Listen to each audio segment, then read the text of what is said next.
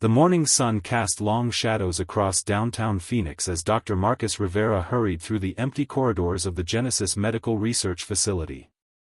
The emergency alarm had been blaring for 20 minutes, and the usually bustling laboratory was eerily quiet.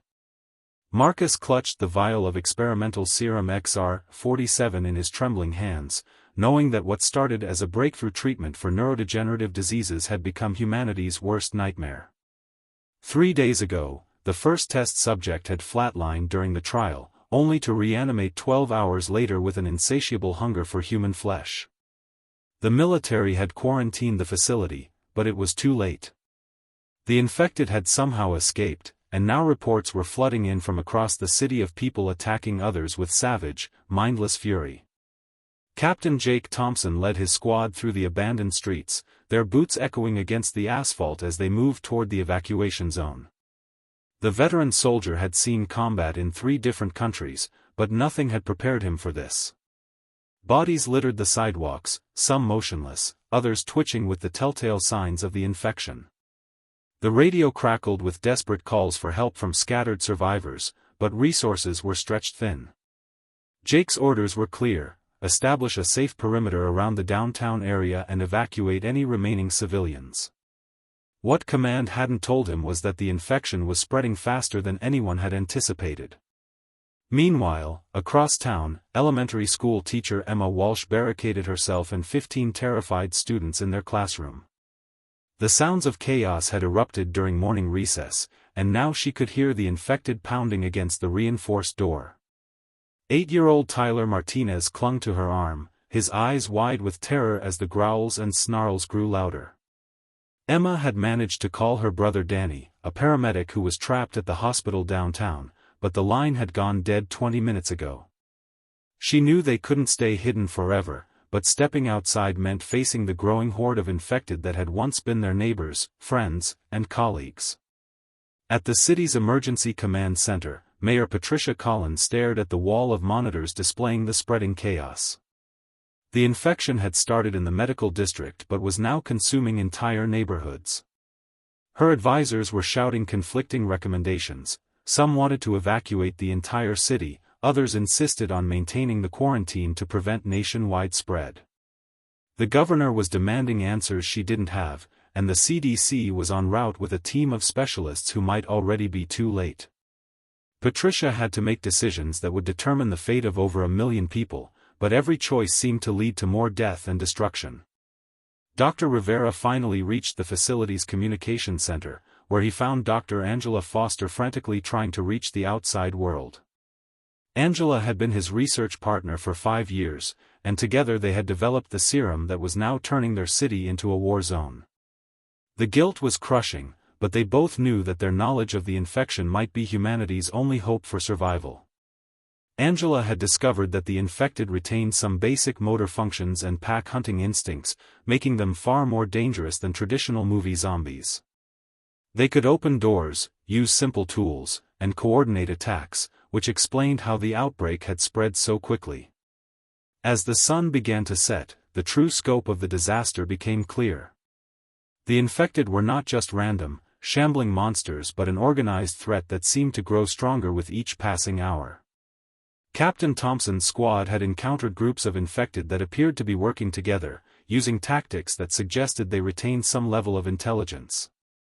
The military's initial response had been based on containing mindless creatures, but this enemy was adapting and learning from each encounter. Emma heard the classroom door beginning to crack under the relentless assault.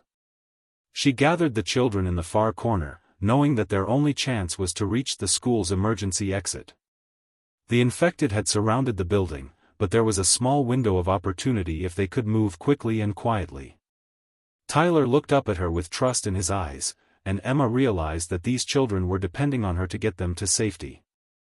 The battle for survival was just beginning, and in this new world, the line between predator and prey had been redrawn.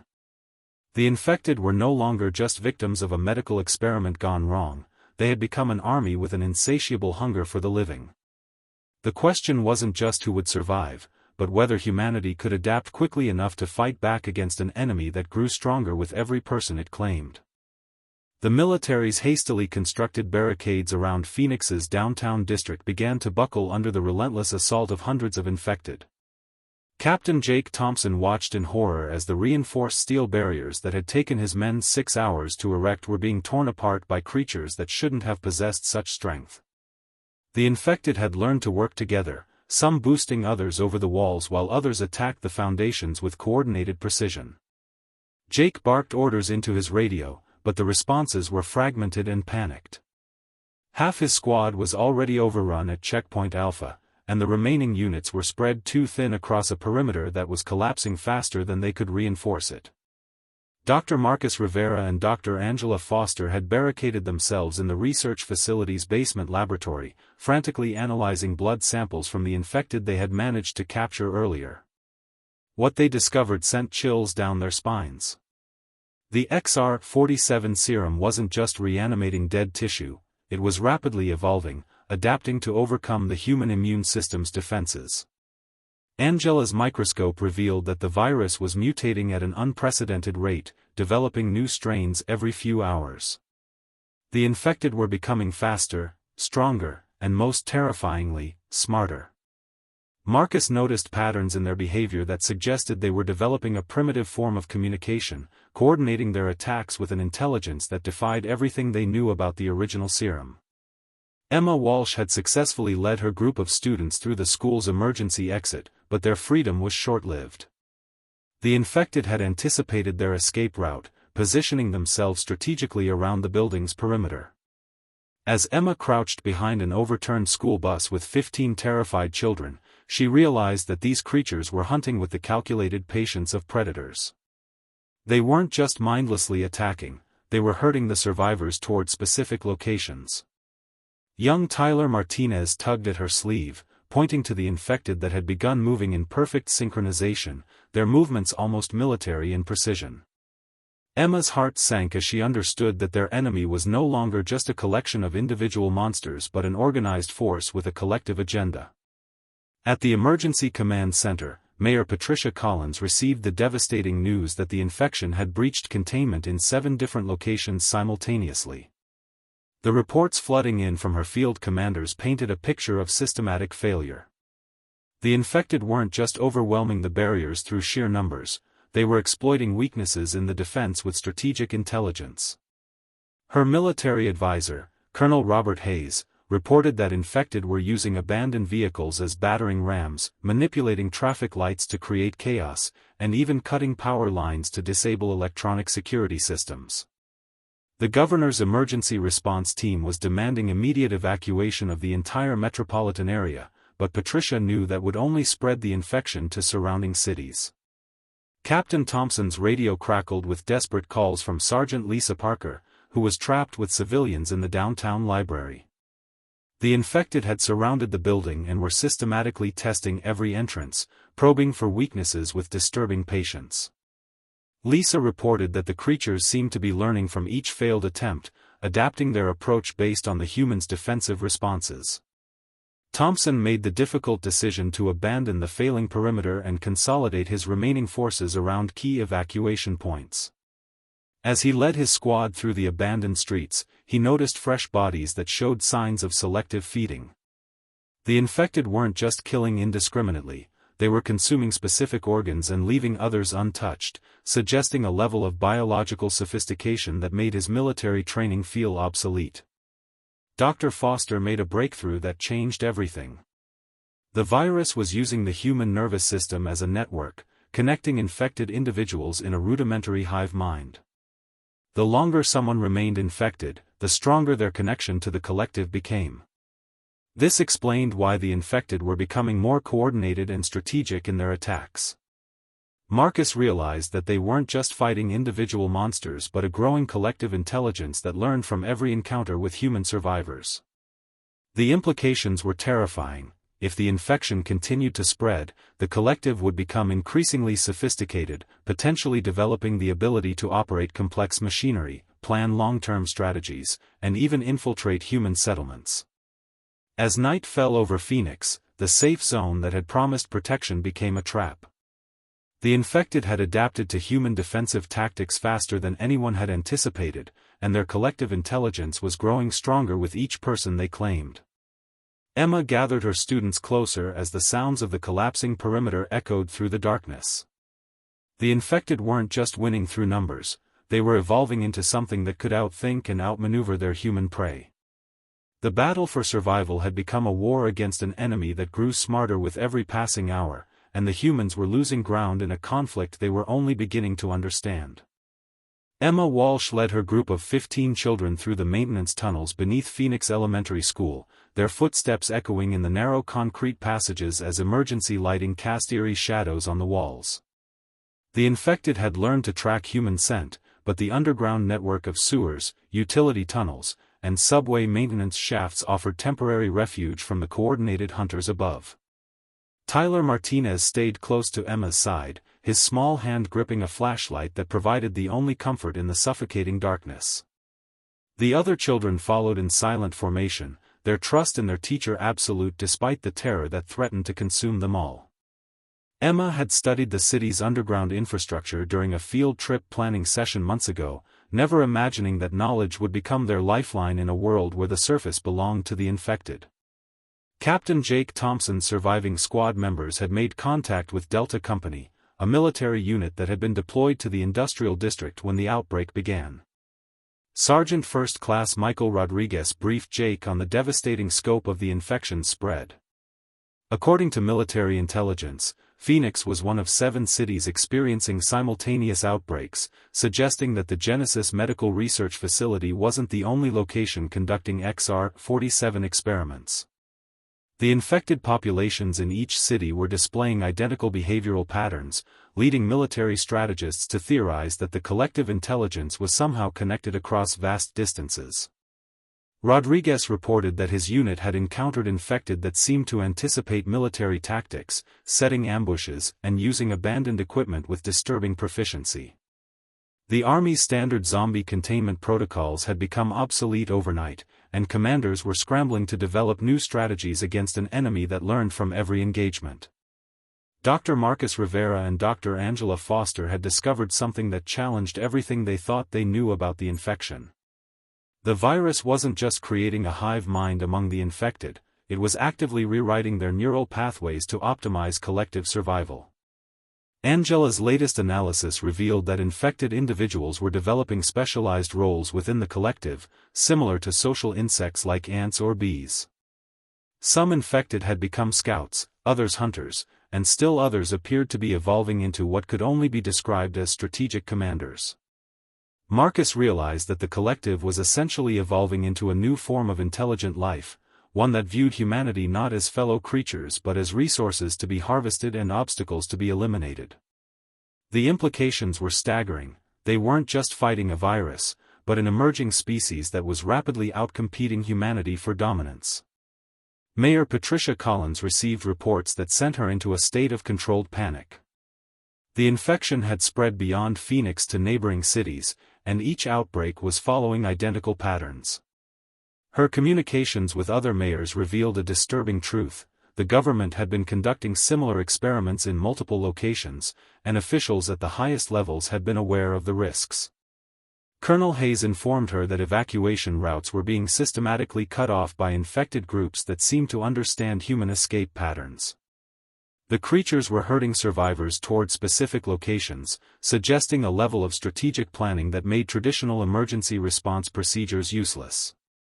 Patricia realized that the official response had been compromised from the beginning, and local authorities were essentially on their own against an enemy that had been studying human behavior since the first outbreak. Emma's group encountered other survivors in the underground network, including maintenance worker Carlos Hernandez, who had been trapped in the tunnels when the outbreak began. Carlos had intimate knowledge of the city's underground infrastructure and had been moving through the tunnels for 2 days, rescuing stranded civilians and avoiding the infected patrols above.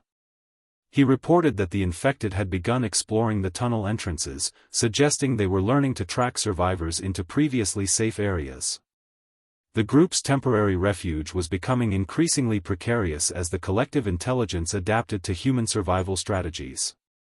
Emma made the difficult decision to keep moving deeper into the tunnel system, knowing that staying in one location too long would inevitably lead to discovery. Dr. Foster's research team had been monitoring radio communications from the other outbreak cities, and the data revealed a terrifying pattern. The infected populations were sharing information across vast distances, somehow coordinating their strategies through an unknown communication method. The collective intelligence wasn't limited to individual cities but was operating as a unified organism spanning multiple metropolitan areas. Marcus understood that they were witnessing the birth of a new form of life, one that was rapidly evolving to replace humanity as the dominant species on Earth. The infected weren't just surviving, they were thriving, adapting, and expanding their territory with military precision. As paranoia spread among the remaining survivors, trust became a luxury that few could afford. The underground network that had promised safety was becoming a maze of fear and suspicion, where every shadow could hide either salvation or death, and the line between human and infected was becoming increasingly blurred as the collective intelligence found new ways to infiltrate and destroy the last remnants of human civilization. The morning sun revealed the true horror of what Phoenix had become as thousands of infected emerged from buildings, sewers, and hidden spaces throughout the city, moving with unified purpose toward a single destination. Emma Walsh watched from a storm-drained grate as the massive horde flowed through the streets like a dark river of death, their movements synchronized in ways that defied natural explanation. The infected weren't shambling mindlessly anymore, they moved with the coordinated precision of a military formation, some carrying improvised weapons while others used their enhanced strength to clear obstacles from the path. Tyler Martinez whispered that they looked like they were going to war, and Emma realized with growing dread that the child was absolutely right. The collective intelligence had evolved beyond individual coordination into something resembling a unified organism with a single, terrifying objective. Captain Jake Thompson's reconnaissance team had been tracking the horde's movement from elevated positions throughout the city, and the pattern they observed sent chills through even the most hardened soldiers. The infected weren't just gathering, they were organizing into distinct tactical units with specialized functions. Sergeant Lisa Parker reported through her binoculars that some infected appeared to be scouts, moving ahead of the main group to identify threats and obstacles. Others seemed to function as heavy assault units, using their enhanced strength to breach barriers and clear paths. Most disturbing were the infected that remained at the rear of the formation, observing and apparently directing the movements of the others. Jake realized that the collective had evolved its own military hierarchy, complete with command structures that rivaled human tactical organization. Dr. Marcus Rivera and Dr. Angela Foster had been monitoring the horde's formation through security cameras positioned throughout the city, and their analysis revealed the full scope of the collective's evolution. The infected weren't just working together, they had developed a complex communication system that allowed for real-time coordination across vast distances. Angela's equipment detected low-frequency electromagnetic pulses emanating from the infected, suggesting they were using bioelectric fields to transmit information instantaneously. Marcus understood that they were witnessing the birth of a new form of consciousness, one that operated on principles completely alien to human understanding. The collective wasn't just intelligent, it was becoming increasingly sophisticated, developing technologies and strategies that exceeded human capabilities. Mayor Patricia Collins received emergency reports that the massive horde was converging on the downtown area where the remaining survivor camps were located. The infected had somehow identified the locations of every human settlement in the city and were moving to eliminate them systematically. Colonel Hayes reported that similar hordes were forming in the other infected cities, suggesting a coordinated assault on human survivors across multiple metropolitan areas. Patricia realized that the collective had moved beyond simple survival instincts to active warfare against humanity. The infected weren't just trying to feed or spread the virus, they were attempting to eliminate human resistance entirely, clearing the way for their own species to claim dominance over the planet. Emma's group had found temporary shelter in an abandoned subway station, but Carlos Hernandez reported that infected scouts were systematically exploring every tunnel and maintenance shaft in the underground network. The collective had learned that humans were using the underground passages for movement and was adapting its hunting strategies accordingly. Emma watched through a security monitor as infected individuals moved through the tunnels with purposeful efficiency, checking every hiding place and escape route.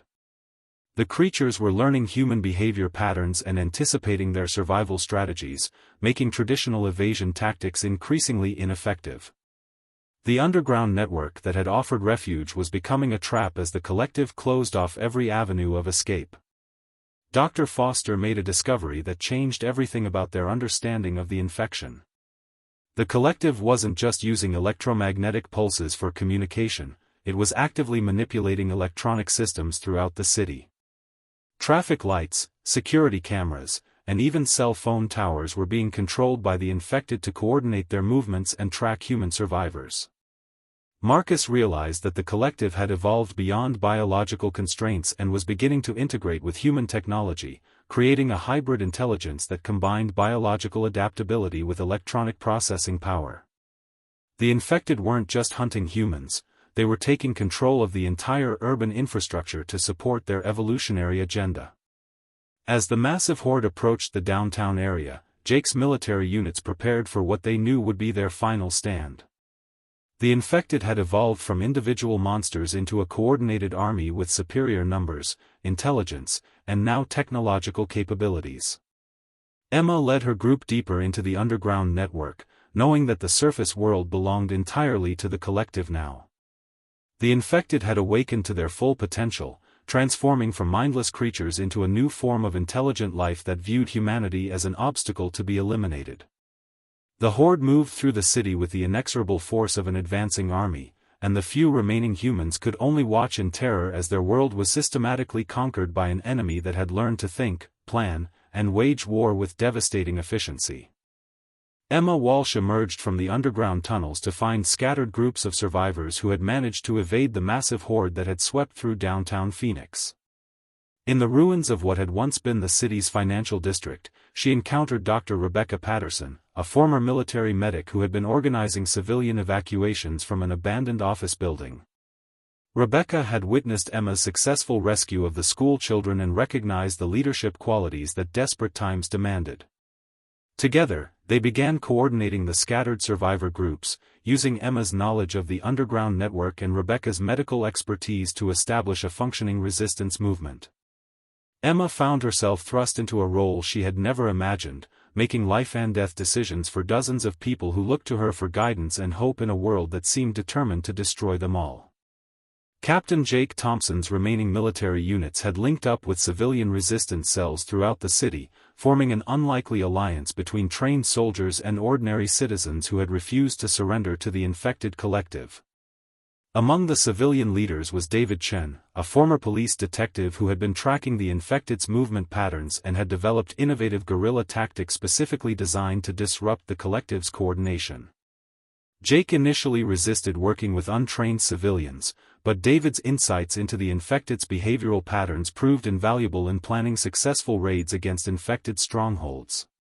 The resistance had learned to strike quickly and disappear before the collective could coordinate a response, using hit-and-run tactics that exploited the brief lag time in the infected's electromagnetic communication system.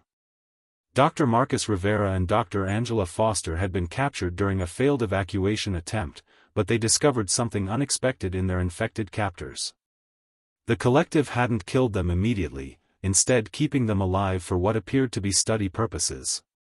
Angela realized that the infected were trying to understand human intelligence and scientific knowledge, essentially learning from their captives to enhance their own capabilities. Marcus observed that certain infected individuals seemed to retain fragments of their former memories and personalities, suggesting that the collective was selectively preserving useful human traits while eliminating others. This discovery offered a glimmer of hope. If some human consciousness survived within the collective, there might be a way to reverse the infection or at least communicate with the infected intelligence. Mayor Patricia Collins had established a temporary command center in the city's emergency bunker, where she coordinated with resistance leaders and attempted to re-establish communication with the outside world. Her efforts had attracted the attention of Lieutenant Colonel Sarah Mitchell, a Special Forces officer who had been deployed with a classified military unit specifically trained to combat bioweapons threats. Sarah revealed that the government had been developing contingency plans for exactly this type of outbreak, but the collective's rapid evolution had exceeded all projected scenarios. The military's advanced weapons and tactics were proving ineffective against an enemy that could adapt and counter human strategies in real time.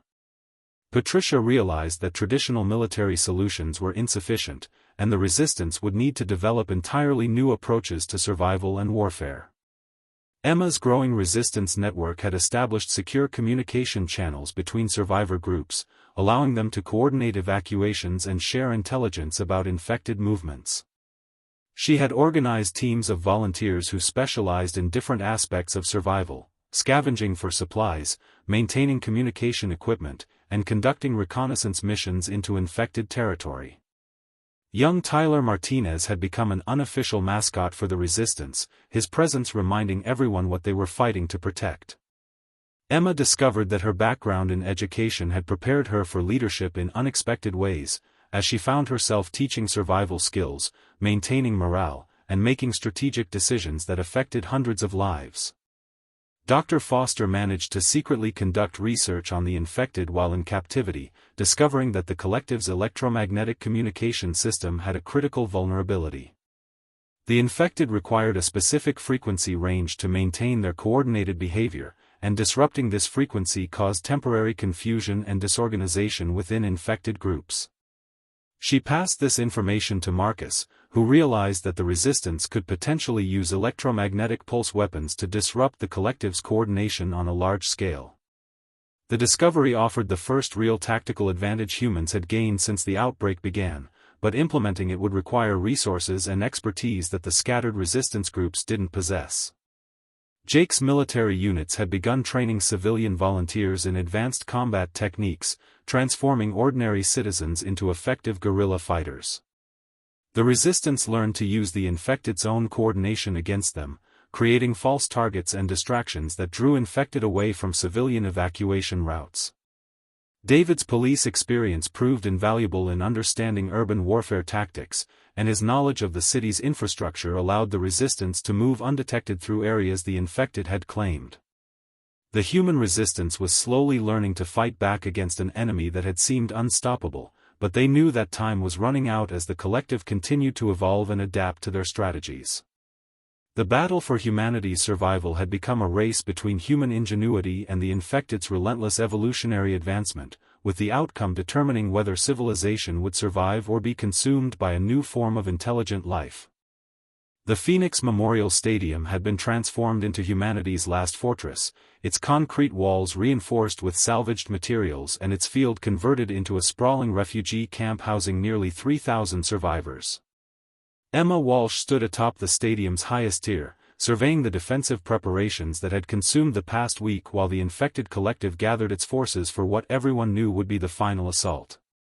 The resistance had worked tirelessly to fortify every entrance, creating overlapping fields of fire and establishing fallback positions throughout the stadium's multiple levels.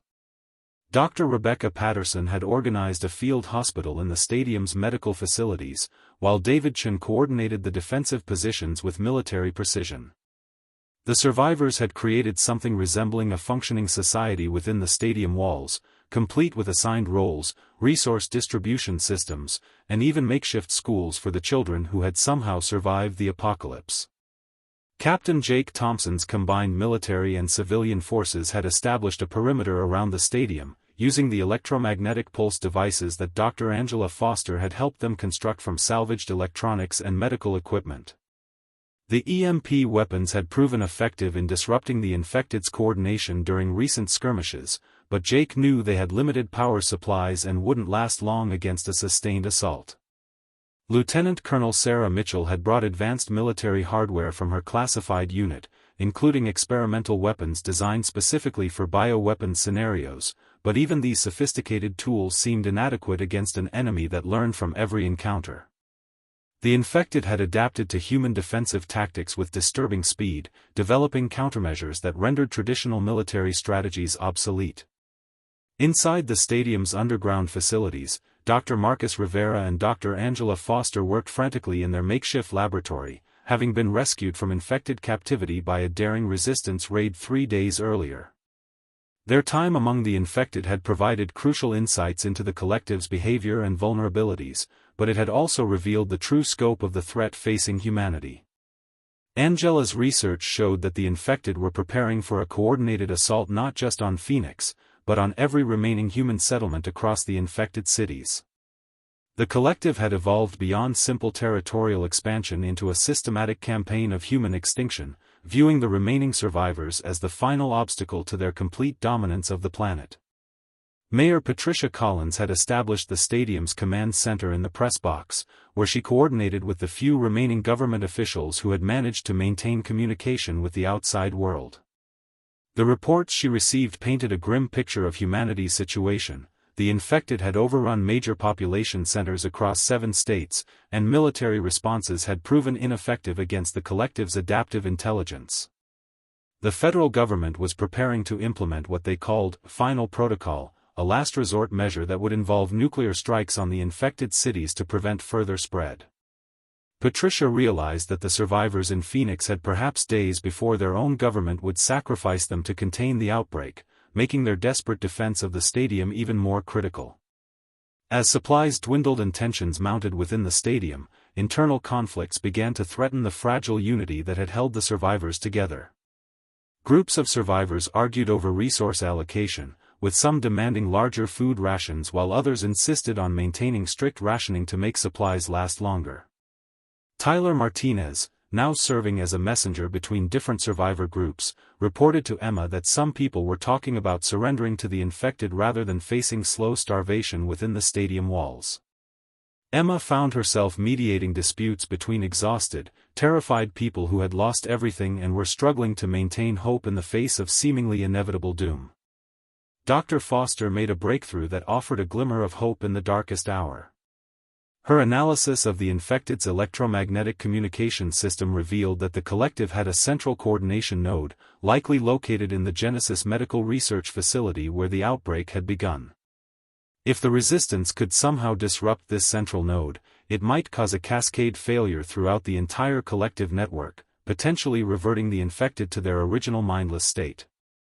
Marcus realized that this discovery represented humanity's last chance for survival, but reaching the facility would require a suicide mission through the heart of infected territory, with no guarantee that the plan would work. Jake's scouts reported that the infected horde was massing outside the stadium in numbers that exceeded their worst projections. The collective had learned from previous failed assaults and was now preparing a coordinated attack that would overwhelm the human defenses through sheer numbers and superior tactics. Emma gathered the resistance leaders to discuss their options, knowing that the choices they made in the next few hours would determine whether humanity survived or joined the ranks of the infected. The stadium had become more than just a refuge, it was the last symbol of human civilization, and its defenders were prepared to make whatever sacrifices were necessary to protect not just their own lives, but the future of their species in a world that had become dominated by an intelligence that viewed them as nothing more than obsolete competitors for planetary dominance. Emma Walsh stood before the assembled resistance leaders in the stadium's war room, her voice steady despite the magnitude of what she was proposing as the infected horde gathered outside their walls like a dark ocean preparing to crash against their final refuge. The mission to destroy the central coordination node at the Genesis Medical Research Facility would require a small team to penetrate the heart of infected territory while the main force defended the stadium against the approaching assault. Dr. Angela Foster had calculated that they would have a narrow window of opportunity during the collective's coordinated attack, when most infected would be focused on the stadium, leaving the research facility less heavily defended. Emma knew that asking for volunteers for what amounted to a suicide mission went against every instinct she had developed as a teacher and protector, but the survival of humanity depended on someone making this ultimate sacrifice. Captain Jake Thompson immediately volunteered to lead the mission, but Emma insisted that the team needed someone who understood the facility's layout and the scientific principles behind the coordination node. Dr. Marcus Rivera stepped forward, his face grim with the knowledge that returning to the place where the nightmare began might be humanity's only path to redemption. David Chen volunteered to provide tactical support, his police training essential for navigating the infected-controlled city streets. Dr. Foster would remain at the stadium to guide the mission remotely and ensure the EMP devices were properly calibrated to disrupt the coordination node. The team would consist of only 5 volunteers, including Tyler Martinez's older brother Danny, a paramedic who had proven himself during previous resistance operations and insisted he wouldn't let others sacrifice themselves while he remained safe. Lieutenant Colonel Sarah Mitchell provided the mission team with her unit's most advanced equipment, including experimental stealth technology designed to mask human bioelectric signatures from the infected's detection systems. The devices were untested in field conditions, but they represented the team's only chance of reaching the facility undetected. Jake's military experience proved invaluable in planning the infiltration route, using underground maintenance tunnels and abandoned subway lines to avoid the massive infected patrols that controlled the surface streets. The team would have to travel nearly 6 miles through hostile territory, plant the enhanced EMP device at the coordination node, and escape before the collective realized what was happening. Mayor Patricia Collins received the devastating news that federal command had authorized nuclear strikes on Phoenix and the other infected cities, with less than 12 hours remaining before the missiles would be launched. The government had determined that the collective's rapid evolution posed an existential threat to humanity, and they were prepared to sacrifice the remaining survivors to prevent the infection from spreading beyond the current containment zones. Patricia knew that revealing this information to the stadium's population would cause panic and despair, but she also understood that the mission team deserved to know they were racing against more than just the infected collective. She made the difficult decision to inform only Emma and the other resistance leaders, trusting them to carry the burden of this terrible knowledge. As the mission team prepared to depart, Emma found herself saying goodbye to Tyler Martinez, the young boy who had become a symbol of hope for everyone in the stadium. Tyler's courage throughout the apocalypse had inspired countless adults to keep fighting when surrender seemed like the only rational choice. Emma promised him that they would return, even though she knew the odds of success were minimal at best. The child's unwavering faith in the adults around him served as a reminder of what they were truly fighting to protect, not just their own lives, but the future of human civilization and the innocence that the infected collective sought to destroy. Dr. Foster's final calculations revealed that the coordination node was more sophisticated than they had initially realized, requiring precise placement of the EMP device within the facility's central laboratory to achieve the cascade failure effect. Marcus would need to access the same computer systems he had used to develop the XR-47 serum, essentially undoing his life's work to save humanity from his greatest mistake. The irony was not lost on him that the knowledge he had gained from creating the infection would now be used to destroy it, if the mission succeeded. The infected horde began its final assault on the stadium just as Jake's team disappeared into the underground tunnels, their stealth devices flickering with electronic life as they vanished into the darkness beneath the city. Emma watched from the stadium's highest point as thousands of infected moved with coordinated precision toward their defensive positions, knowing that the next few hours would determine whether humanity survived or joined the collective in a new form of existence that bore no resemblance to the civilization they had fought so desperately to preserve. The turning point had arrived, and the fate of 2 species hung in the balance as the mission team raced through the underground darkness toward their appointment with destiny at the place where humanity's nightmare had begun. The Genesis Medical Research Facility loomed before Jake Thompson's mission team like a monument to humanity's hubris, its darkened windows reflecting the pre-dawn sky as thousands of infected patrolled its perimeter with mechanical precision. Dr. Marcus Rivera's hands trembled as he recognized the building where his research had unleashed hell upon the world, but his determination to undo his catastrophic mistake drove him forward through the facility's maintenance entrance. The stealth devices had worked perfectly during their underground journey, masking their bioelectric signatures from the collective's detection systems, but now they faced the most dangerous part of their mission, penetrating the heavily guarded laboratory where the central coordination node pulsed with the electromagnetic heartbeat of the entire infected network. At the stadium, Emma Walsh coordinated the desperate defense against the massive horde that had surrounded their fortress with overwhelming numbers and tactical sophistication that exceeded their worst projections.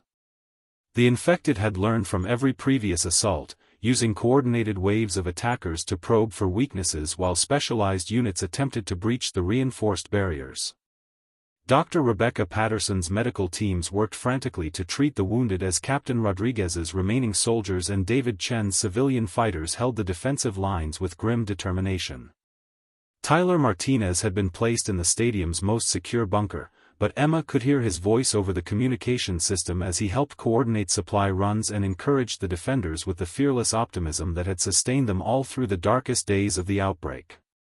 Inside the facility's central laboratory, Marcus accessed the computer systems that controlled the coordination node while Jake and Danny Martinez maintained watch for infected patrols that seemed strangely absent from this critical location. Dr. Foster's voice crackled through their communication devices, guiding Marcus through the complex process of recalibrating the EMP device to target the specific electromagnetic frequencies that bound the collective together. The irony of using his own research to destroy the monster he had created weighed heavily on Marcus, but he pushed aside his guilt to focus on the precise calculations required to trigger a cascade failure throughout the entire network. The coordination node's quantum processing systems were more advanced than anything he had imagined possible, suggesting that the collective had evolved beyond biological constraints into something approaching technological singularity. Mayor Patricia Collins watched the countdown timer that marked humanity's final minutes before the nuclear strikes would turn Phoenix into a radioactive wasteland, her finger hovering over the emergency communication device that could potentially delay the missiles if the mission succeeded. The federal government's final protocol represented the ultimate admission of defeat, sacrificing the survivors to prevent the collective from spreading beyond the containment zone. Patricia had made peace with her own death, but she refused to let the brave defenders of the stadium die without knowing that their sacrifice had meaning. The resistance had become more than just a survival mechanism, it had evolved into the last expression of human values in a world dominated by alien intelligence. The infected assault on the stadium reached its climax as specialized infected units began coordinating simultaneous breaches of the defensive perimeter, their electromagnetic communication system allowing for precision timing that overwhelmed the human defenders. Emma realized that the collective had been holding back its full capabilities during previous attacks, learning human defensive strategies while preparing for this final, devastating assault. The stadium's multiple levels became a vertical battlefield as infected poured through broken barriers and engaged the resistance fighters in desperate close-quarters combat.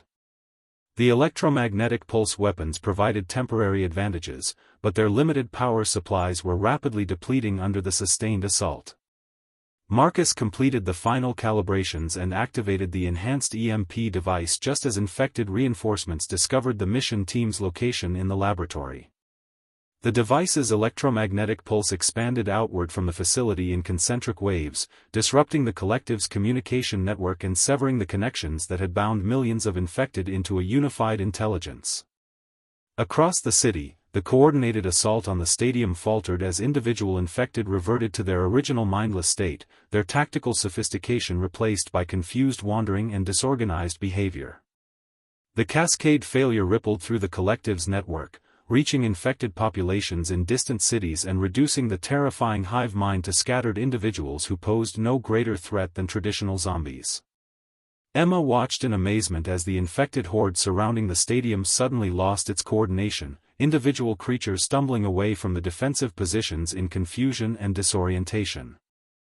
The silence that followed the electromagnetic pulse was broken by cheers from the surviving defenders, who realized that humanity had achieved the impossible victory against an enemy that had seemed destined to replace them as Earth's dominant species. Tyler Martinez emerged from the bunker to embrace Emma, his young face bright with the joy of survival and the promise of rebuilding their shattered world. The last stand had become humanity's greatest triumph, proving that intelligence, courage, and sacrifice could overcome even the most overwhelming odds when the future of civilization hung in the balance, and the question of who would be the last one standing had finally been answered in favor of the species that refused to surrender its humanity even in the face of extinction.